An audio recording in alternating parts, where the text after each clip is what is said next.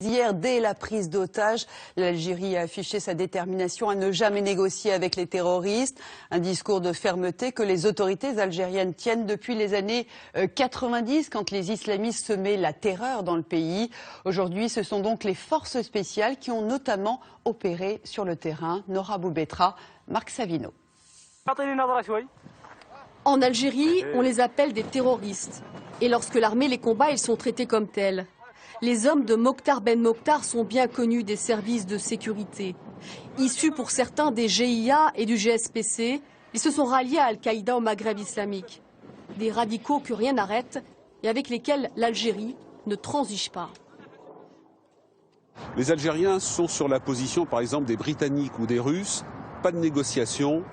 On peut discuter un certain temps juste pour voir un peu qui est l'adversaire et après on frappe. Les autorités algériennes ont décidé de déployer les forces spéciales de l'armée et des groupes antiterroristes.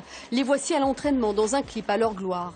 Ces hommes expérimentés ont reçu des formations de style commando, notamment chez les Russes.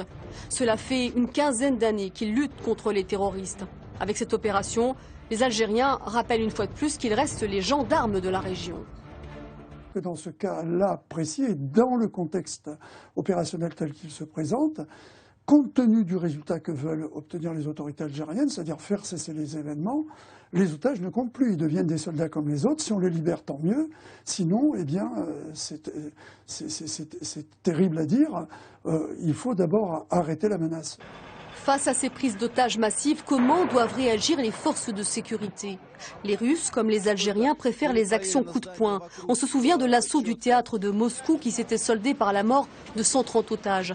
Depuis une dizaine d'années, les forces spéciales européennes s'entraînent pour faire face à ces nouvelles menaces auxquelles elles n'ont pas encore été confrontées.